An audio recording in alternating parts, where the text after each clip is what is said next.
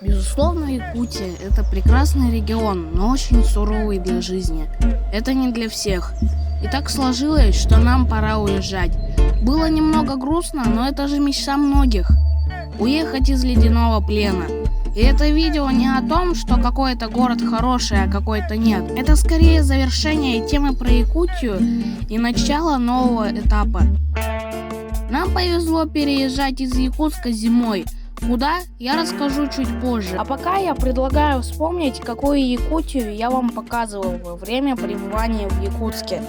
А кто не видел, посмотрите плейлист из подсказки. И подпишитесь, пожалуйста, на канал. Это ведь ничего не стоит.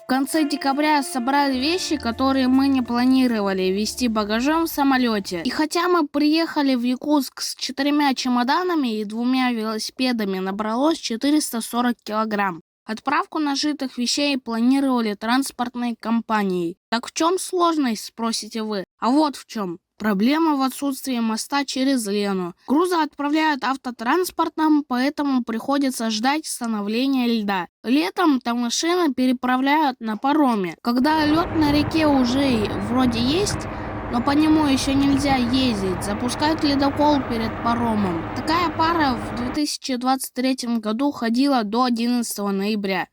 Цены на такую переправу высокие достаточно.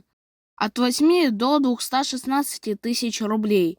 С 11 ноября по 5 января примерно движения для большегрузов нет. Машинам до 4 тонн планировали открыть зимник 5 января по реке, но разрешили выезд на лед досрочно 31 декабря по фактическому состоянию льда. В итоге сдали мы груз 28 декабря, отправился он в путь 11 января, после разрешения выезда большегрузов на лед. Сами вылетаем из Якутска с пересадкой в Новосибирске.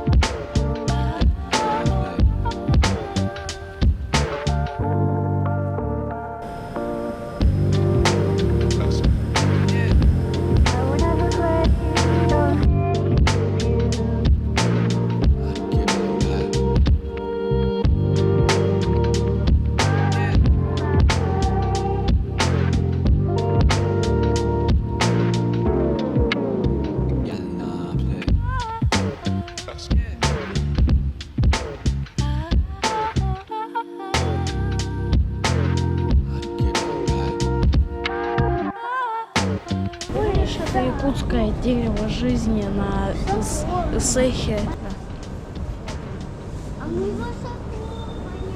Перед вылетом мы получили сообщение от риэлторов о том, что квартира, в которую мы должны были заехать, сдана.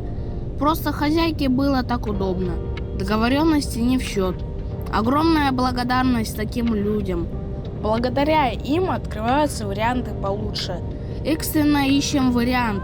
В субботу утром, когда все отдыхают, нам нужна срочно квартира. Вылетаем в пункт назначения.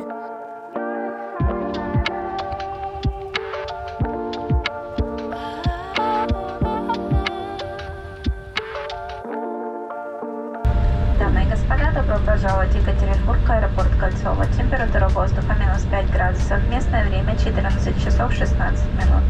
Для вашей безопасности оставайтесь пристегнутыми до выключения светового, пристегните ремни. По прилету оставили багаж в камере хранения и отправляемся по адресам.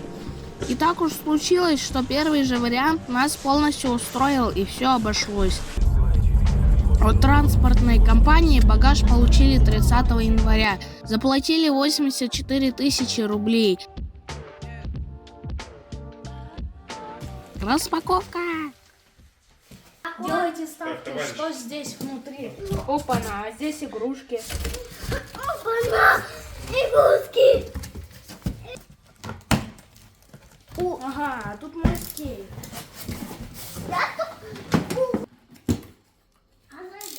Тём, игрушки! Опа-на! Ну и привет, Екатеринбург.